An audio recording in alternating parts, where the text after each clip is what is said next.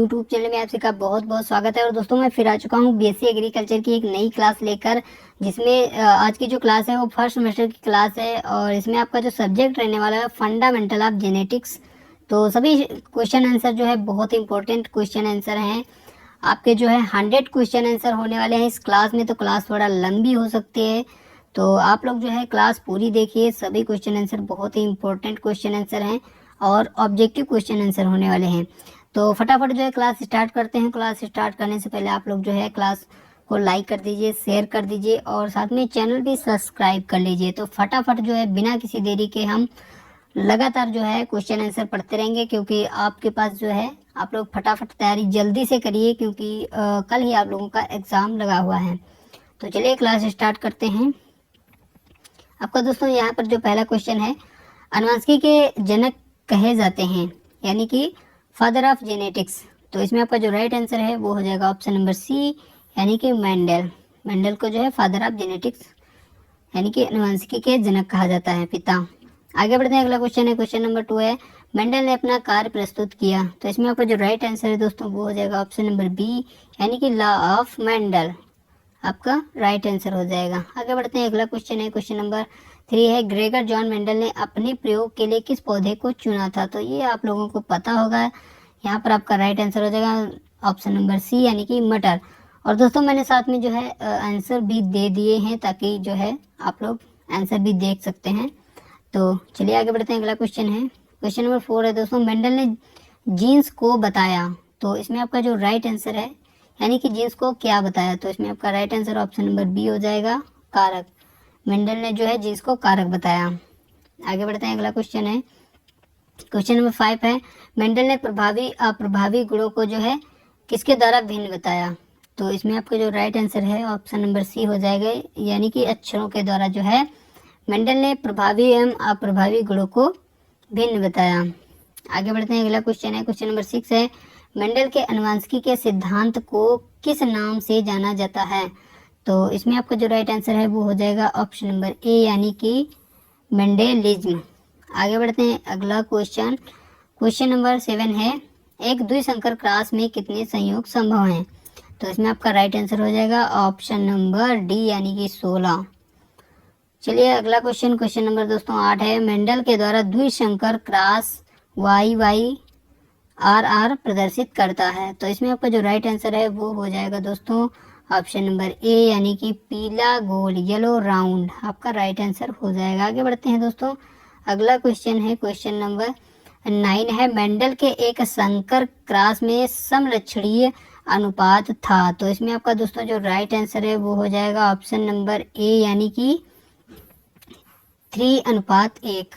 चलिए आगे बढ़ते हैं, अगला क्वेश्चन है दोस्तों, क्वेश्चन नंबर 10 है, यदि चतुर्गुणित आलू में 48 गुणसूत्र हैं तो साधारण द्विगुणित स्पीशीज में क्रोमोसोम्स होंगे।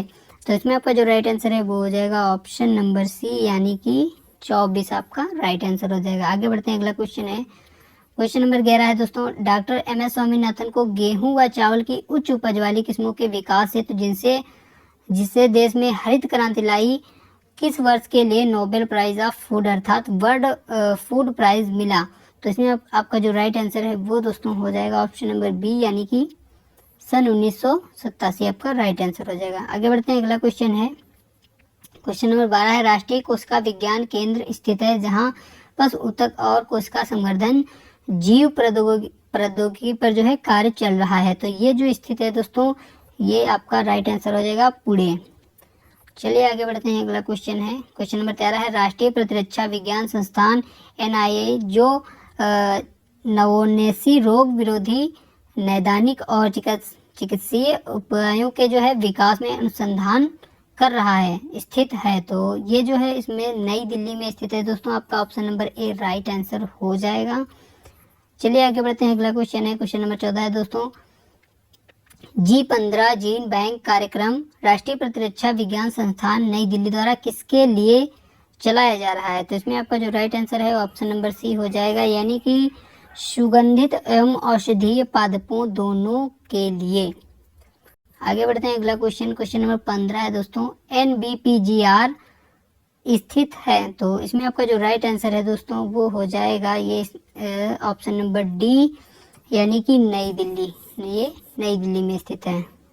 चलिए आगे बढ़ते हैं। अगला क्वेश्चन है, क्वेश्चन नंबर दोस्तों 16 है, वर्तमान में भारतीय कृषि अनुसंधान परिषद ICAR के महानिदेशक डीजी एवं सेक्रेटरी कौन है? तो इसमें आपका जो राइट आंसर है ऑप्शन नंबर ए, यानी कि डॉक्टर मंगला राय। चलिए अगला क्वेश्चन, क्वेश्चन नंबर 17 है। क्वेश्चन दोस्तों थोड़ा लंबे हैं, लेकिन जो है आपके एग्जाम में लंबे क्वेश्चन भी पूछे जा सकते हैं। चलिए आगे बढ़ते हैं। अगला है क्वेश्चन नंबर 17, ऐसा कौन सा कृषि विश्वविद्यालय है जिसका नाम दोस्तों जो है भारत के प्रथम राष्ट्रपति के नाम पर पड़ा, वह किस राज्य में है? तो यहाँ आपका जो राइट आंसर है ऑप्शन नंबर बी हो जाएगा, यानी कि बिहार।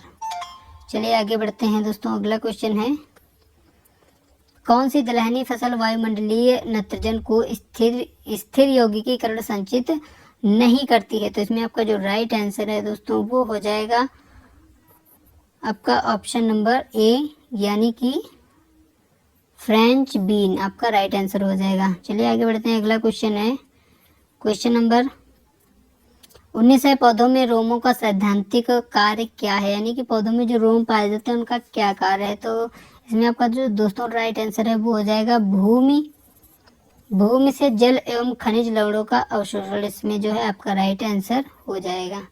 चलिए आगे बढ़ते हैं। अगला क्वेश्चन है, क्वेश्चन नंबर 20 है, पौधों में जल एवं खनिज लवणों का पौधों में स्थानांतरण होता है। तो इसमें आपका जो राइट आंसर है वो हो जाएगा ऑप्शन नंबर बी, यानी कि जाइलम के द्वारा जो है खनिज एवं लवणों का पौधों में स्थानांतरण होता है। आगे बढ़ते हैं। अगला क्वेश्चन है, क्वेश्चन नंबर 21 है दोस्तों, पौधों में पत्तियों से भोजन निर्माण के बाद अन्य भागों के लिए स्थानांतरण किसके द्वारा होता है? तो इसमें फ्लोएम, जाइलम, मूलरोम या फिर इनमें से कोई नहीं। तो इसमें आपका जो राइट आंसर है दोस्तों वो हो जाएगा ऑप्शन नंबर ए, यानी कि फ्लोएम के द्वारा जो है भोजन निर्माण के बाद अन्य भागों के लिए स्थानांतरित होता है पौधों में। तो आगे बढ़ते हैं। अगला क्वेश्चन है, क्वेश्चन नंबर 22 है दोस्तों, यदि किसी दलहनी फसल में जड़ ग्रंथियां कम हो तो उस फसल में कौन सा तत्व जो है फूल आने से पूर्व दिया जाए? तो इसमें आपका राइट आंसर है ऑप्शन नंबर ए, यानी कि मोलिब्डेनम जो है आपका राइट आंसर हो जाएगा। चलिए आगे बढ़ते हैं। क्वेश्चन नंबर दोस्तों 23 है, जेनेटिक्स शब्द नाम दिया किसने? यानी कि जेनेटिक्स शब्द जो है किसने दिया था? तो इसमें आपका जो राइट आंसर है वो हो जाएगा ऑप्शन नंबर दोस्तों ए है, बैटसन ने जो है जेनेटिक्स शब्द दिया था। आगे बढ़ते हैं। अगला क्वेश्चन है, क्वेश्चन नंबर 24 है, RNA संश्लेषित होता है किसमें? तो इसमें आपका जो राइट आंसर है वो हो जाएगा दोस्तों ऑप्शन नंबर ए, यानी कि न्यूक्लियोलस। चलिए बढ़ते हैं। अगला क्वेश्चन है, क्वेश्चन नंबर दोस्तों 24 है, द्वि निषेचन में एक नर गैमीट का कोष एग सेल में फ्यूज तथा दूसरा फ्यूज हो जाता है किसके साथ? तो इसमें आपका जो राइट आंसर है ऑप्शन नंबर बी हो जाएगा, पोलर न्यूक्लियाई। आगे बढ़ते हैं। अगला क्वेश्चन है, आइसोटोप्स का अर्थ है? इसमें आपका जो राइट आंसर है वो हो जाएगा ऑप्शन नंबर ए, यानी कि वही प्रोटीन संख्या। आगे बढ़ते हैं। अगला क्वेश्चन है, 27 संबंध का आनुवंशिक आधार होता है? तो इसमें आपका जो राइट आंसर है वो हो जाएगा ऑप्शन नंबर सी, यानी कि आपका लिंकेज एवं पेलिट्रॉफी। चलिए आगे बढ़ते हैं। अगला क्वेश्चन है, क्वेश्चन नंबर 28 है, हिटरोसिस के लिए प्रभावी परिकल्पना किसने प्रतिपादित की? तो इसमें आपका जो राइट आंसर है वो हो जाएगा ऑप्शन नंबर सी, यानी कि डेवेनपोर्ट एवं ब्रूस। चलिए आगे बढ़ते हैं। अगला क्वेश्चन, क्वेश्चन नंबर दोस्तों 29 है, फूलों में सुंदर रंग किसकी उपस्थिति से होता है? तो इसमें आपका राइट आंसर है ऑप्शन नंबर डी, एंथोसाइनिन के द्वारा जो है फूलों में सुंदर रंग आता है। चलिए आगे बढ़ते हैं। क्वेश्चन नंबर 30 है, एक पादप कोष में प्रोटीन संश्लेषण की जगह होती है? तो इसमें आपका राइट आंसर है ऑप्शन नंबर सी, यानी कि राइबोसोम। चलिए आगे बढ़ते हैं। अगला क्वेश्चन है, क्वेश्चन नंबर 31 है, DNA पुनर्योजन तकनीक का प्रचलित जो है नाम है? तो इसमें आपका राइट आंसर है ऑप्शन नंबर ए, यानी कि जेनेटिक इंजीनियरिंग। चलिए आगे बढ़ते हैं। अगला क्वेश्चन है क्वेश्चन नंबर 32 है, जीन का पृथक्करण होता है पीढ़ी F1 पीढ़ी में। तो इसमें आपका जो राइट आंसर है दोस्तों ऑप्शन नंबर सी हो जाएगा, F1 पीढ़ी के गैमीट बनने में।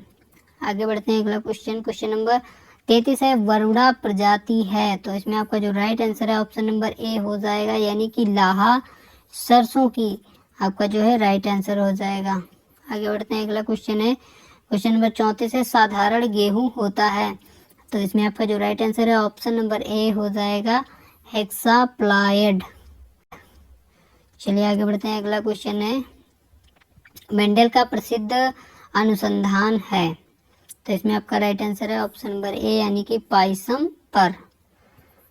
आगे बढ़ते हैं। अगला क्वेश्चन क्वेश्चन नंबर 36 है, जब F1 संतति का क्रॉस उसके माँ या बाप से कराया जाता है तो उसे कहते हैं। तो इसमें आपका जो राइट आंसर है दोस्तों ऑप्शन नंबर सी दिया गया है, यानी कि बैक क्रॉस आपका राइट आंसर हो जाएगा। चलिए आगे बढ़ते हैं। अगला क्वेश्चन है क्वेश्चन नंबर 37 है, प्रयोगशाला में जीन के निर्माण का श्रेय प्राप्त है। तो इसमें आपका right answer option number C है, यानी कि खुराना को। इसमें आपका राइट आंसर हो जाएगा ऑप्शन नंबर सी, खुराना को। चलिए आगे बढ़ते हैं। अगला क्वेश्चन है क्वेश्चन नंबर दोस्तों 38 है, जब एक मुख्य जीन एक से अधिक गुणों को निर्धारित करता है तब उस अवस्था को कहते हैं। तो इसमें आपका राइट आंसर हो जाएगा ऑप्शन नंबर बी, यानी कि बहुप्रभावित आपका राइट आंसर हो जाएगा। चलिए आगे बढ़ते हैं। अगला क्वेश्चन है क्वेश्चन नंबर 39 है, ग्रेगर मेंडल ने आनुवंशिकी के सिद्धांत जो है किस वर्ष में प्रतिपादित किया था। तो इसमें आपका जो राइट आंसर है वो हो जाएगा ऑप्शन नंबर सी, यानी कि दोस्तों 1866 में आपका राइट आंसर हो जाएगा। आगे बढ़ते हैं। अगला क्वेश्चन है क्वेश्चन नंबर 40 है दोस्तों, आनुवंशिकी शुद्धता परीक्षण जो है सभी फसलों के लिए संतुलित विधि है। तो इसमें आपका right answer option number A हो जाएगा, यानी कि अंकुरण जो है परीक्षण। चलिए आगे बढ़ते हैं। अगला क्वेश्चन है क्वेश्चन नंबर 41 है, कोशिका से डीएनए स्थानांतरित करने वाले वेक्टर का नाम है। तो इसमें आपका right answer option number C हो जाएगा, यानी कि एग्रोबैक्टीरियम ट्रिमिफेसियंस। चलिए आगे बढ़ते हैं। अगला क्वेश्चन है क्वेश्चन नंबर 42 है, एकल संकरण में प्रतीत संकरण होगा। तो इसमें आपका जो राइट आंसर है दोस्तों ऑप्शन नंबर बी, यानी कि 1:1। एकल संकरण जो है 1:1 होगा। चलिए आगे बढ़ते हैं। अगला क्वेश्चन है क्वेश्चन नंबर 43 है, क्रोमोसोम्स बने हैं। तो इसमें आपका जो राइट आंसर है ऑप्शन नंबर डी हो जाएगा, यानी कि न्यूक्लियो प्रोटीन से। क्रोमोसोम्स जो होते हैं वो न्यूक्लियो प्रोटीन से बने होते हैं। आगे बढ़ते हैं। अगला क्वेश्चन है, जीन्स पॉन्सीरस का निकट संबंध है। तो इसमें आपका राइट आंसर है ऑप्शन नंबर सी, यानी कि सिट्रस से। इसमें ऑप्शन नंबर सी आपका राइट आंसर हो जाएगा, यानी कि जीन्स पेसिरस का जो निकट संबंध है वो सिट्रस से है। चलिए आगे बढ़ते हैं। अगला क्वेश्चन है क्वेश्चन नंबर 45 है, इक्री सेट में निम्नलिखित फसल में से किस पर शोध कार्य होता है। तो इसमें आपका राइट आंसर है दोस्तों ऑप्शन नंबर डी, यानी कि चना आपका राइट आंसर हो जाएगा। चलिए अगला क्वेश्चन देखते हैं। क्वेश्चन नंबर 46 है, जब किसी इनब्रेड लाइन की मिश्रण शक्ति का परीक्षण किया जाता है तो निम्नलिखित में से कौन एक क्रॉस प्रयोग में लाया जाता है। तो इसमें आपका ऑप्शन नंबर सी हो जाएगा, यानी कि चरम संकरण। चलिए आगे बढ़ते हैं। अगला क्वेश्चन है क्वेश्चन नंबर दोस्तों 47 है, क्रोमोसोम्स में अनुवांशिक पदार्थ कौन सा है। तो इसमें आपका राइट आंसर हो जाएगा ऑप्शन नंबर बी, यानी कि ATP आपका राइट आंसर हो जाएगा। चलिए आगे बढ़ते हैं। अगला क्वेश्चन है क्वेश्चन नंबर दोस्तों 48 है, हेटेरोसिस शब्द का नामकरण सर्वप्रथम किसके द्वारा जो है किया गया था। तो यहाँ पर आपका राइट आंसर दोस्तों हो जाएगा ऑप्शन नंबर ए, यानी कि बैटसन द्वारा जो है हेटेरोसिस शब्द का नामकरण किया गया था। चलिए आगे बढ़ते हैं। अगला क्वेश्चन है क्वेश्चन नंबर दोस्तों 49 है, निम्नलिखित में से कौन अनुलेखन द्वारा उत्पादित होता है। तो इसमें आपका राइट आंसर है ऑप्शन नंबर बी, यानी कि DNA जो है अनुलेखन द्वारा उत्पादित होता है। चलिए आगे बढ़ते हैं। अगला क्वेश्चन है क्वेश्चन नंबर दोस्तों 50 है, उत्परिवर्तन का जो है शब्द निर्माण किया।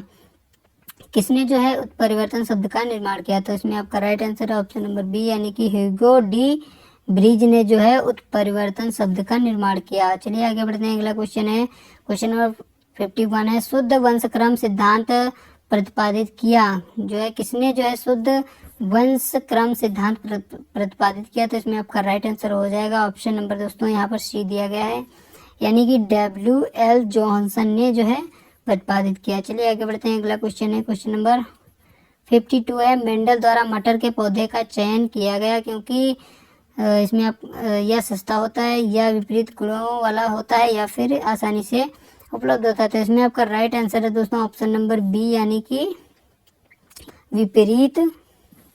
आपका राइट आंसर हो जाएगा यह विपरीत गुणों वाला पौधा है, आपका राइट आंसर हो जाएगा। चलिए आगे बढ़ते हैं, अगला क्वेश्चन है, क्वेश्चन नंबर दोस्तों 53 है, 53 है क्वेश्चन नंबर दोस्तों आपका जो है ओस्मोसिस की जो है खोज की थी। तो इसमें आपका राइट आंसर है ऑप्शन नंबर ए, यानी कि सैस ने जो है ओस्मोसिस की खोज की थी। चलिए आगे बढ़ते हैं, अगला क्वेश्चन है, क्वेश्चन नंबर दोस्तों 54 है, सूक्ष्मतम RNA है। तो इसमें आपका राइट आंसर दिया गया है दोस्तों ऑप्शन नंबर ए, यानी कि mRNA जो है सूक्ष्मतम RNA है। चलिए आगे बढ़ते हैं, अगला क्वेश्चन है, क्वेश्चन नंबर 55 है, निम्नलिखित में से कौन सा ऑक्सिन है? तो इसमें आपका राइट आंसर है ऑप्शन नंबर सी, यानी कि PCPA आपका राइट आंसर हो जाएगा। चलिए आगे बढ़ते हैं, अगला क्वेश्चन है, जीन का पृथक्करण होता है। तो इसमें आपका राइट आंसर है ऑप्शन नंबर सी, यानी कि F1 पीढ़ी के गैमिट बनने में। आगे बढ़ते हैं, अगला क्वेश्चन है 57, इनहिबिटरी जीन्स जो है एक्शन में अनुपात मिलता है। तो इसमें आपका राइट आंसर दिया गया ऑप्शन नंबर डी, यानी कि 13:3 आपका राइट आंसर हो जाएगा। चलिए आगे बढ़ते हैं, अगला क्वेश्चन है, क्वेश्चन नंबर 58 है, क्रोमोसोम्स में कौन सा आनुवांशिक पदार्थ है? तो इसमें आपका राइट आंसर हो जाएगा ऑप्शन नंबर सी, यानी कि DNA जो है क्रोमोसोम्स में आनुवांशिक पदार्थ है। चलिए आगे बढ़ते हैं, निम्नलिखित में से कौन सी फसल जो है प्रोटोजेनिक प्रकृति की है? तो इसमें आपका राइट आंसर है ऑप्शन नंबर बी, यानी कि बाजरा जो है वो प्रोटोजेनिक प्रकृति की फसल है। आगे बढ़ते हैं, अगला क्वेश्चन है, क्वेश्चन नंबर 60, वंशावली चयन विधि उपयोग में लाई जाती है। तो इसमें आपका राइट आंसर दिया गया है ऑप्शन नंबर दोस्तों सी, यानी कि स्वतः परागित फसलों के लिए। वंशावली चयन विधि जो है वह स्वतः परागित फसलों के लिए जो है उपयोग में लाई जाती है। आगे बढ़ते हैं, अगला क्वेश्चन है, क्वेश्चन नंबर 61 है, गेहूं की चपाती गुणसूत्रों की संख्या होती है। तो इसमें आपका राइट आंसर हो जाएगा ऑप्शन नंबर दोस्तों सी, यानी कि 42। गेहूं की चपाती में जो है गुणसूत्रों की संख्या 42 होती है। आगे बढ़ते हैं, अगला क्वेश्चन है, क्वेश्चन नंबर 62 है, मटर की पर्णहरित प्रजाति है। तो इसमें आपका राइट आंसर हो जाएगा ऑप्शन नंबर बी, यानी कि अपर्णा जो है मटर की पर्णहरित प्रजाति है। चलिए आगे बढ़ते हैं, अगला क्वेश्चन है, क्वेश्चन नंबर 36 है, कोशिका में DNA स्थानांतरित करने वाले वेक्टर का नाम है। तो इसमें आपका राइट आंसर दिया गया है ऑप्शन नंबर सी, यानी कि एग्रोबैक्टीरियम जो है कोशिका में DNA स्थानांतरित करने वाला वेक्टर है। चलिए आगे बढ़ते हैं, अगला क्वेश्चन है, एकल संकरण में प्रतीप जो है संकरण होगा। तो इसमें आपका राइट आंसर दिया गया ऑप्शन नंबर बी, यानी कि 1:1 एकल संकरण। चलिए एकल संकरण दोस्तों आपको जो है याद रखना है, इसमें 1:1 दिया गया है। आगे बढ़ते हैं, अगला क्वेश्चन है 65, निम्नलिखित में से कौन सा एक जीन मक्के में उच्च प्रोटीन मिश्रों के उत्पादन में प्रयोग किया जाता है? तो इसमें आपका राइट आंसर दिया गया ऑप्शन नंबर सी, यानी कि OPEC2। आगे बढ़ते हैं, अगला क्वेश्चन है, क्वेश्चन नंबर 66 है, तकनीकी शब्द इकोसिस्टम का आविष्कार किसने किया था? यानी कि इकोसिस्टम जो है इसका आविष्कार किसने किया था? तो यहाँ पर राइट आंसर दिया गया ऑप्शन नंबर बी, यानी कि टेल्से ने जो है, यहाँ पर आपका right answer option number B हो जाएगा, टेंसले ने जो है इकोसिस्टम का आविष्कार किया था। चलिए आगे बढ़ते हैं, अगला क्वेश्चन है, क्वेश्चन नंबर 67 है, तकनीकी शब्द सीमेंटोप्लाज्म एवं जर्म प्लाज्मा का आविष्कार किसने किया था? तो इसमें आपका right answer option number C हो जाएगा, विजमैन ने। चलिए आगे बढ़ते हैं, अगला क्वेश्चन है, क्वेश्चन नंबर 66 है, विशुद्ध वंशक्रम क्रमवाद की खोज किसने की थी? तो इसमें आपका राइट आंसर हो जाएगा ऑप्शन नंबर डी यानी कि जॉनसन ने। चलिए आगे बढ़ते हैं, अगला क्वेश्चन है 69, वे जीन जो अन्य जीनों की अभिव्यक्ति का दमन करते हैं अथवा उसे बढ़ाते हैं कहलाते हैं? तो इसमें आपका राइट आंसर दिया गया है दोस्तों ऑप्शन नंबर ए यानी कि प्रभावी जीन। प्रभावी जीन यहाँ पर आपका जो है राइट आंसर हो जाएगा। चलिए आगे बढ़ते हैं दोस्तों, अगला क्वेश्चन है क्वेश्चन नंबर 70 है दोस्तों, एक अध्ययनरत लक्षण 4 युग्म विकल्पी युग्मों से नियंत्रित होता है। ऐसी दशा में F1 पीढ़ी से संभावित जीन प्रारूपों की संख्या होगी। तो इसमें आपका right answer option number B दिया गया है यानी कि 81 जो है यहाँ प्रारूपों की संख्या होगी। F1 पीढ़ी में संभावित जीन प्रारूपों की संख्या। चलिए आगे बढ़ते हैं, अगला क्वेश्चन है क्वेश्चन नंबर 71 है, जीन रूपी पराग जो है कणों के प्रभाव से बने प्रारूपी के बीज को कहा जाता है? तो यहाँ आपका राइट आंसर हो जाएगा ऑप्शन नंबर डी यानी कि जीनिया।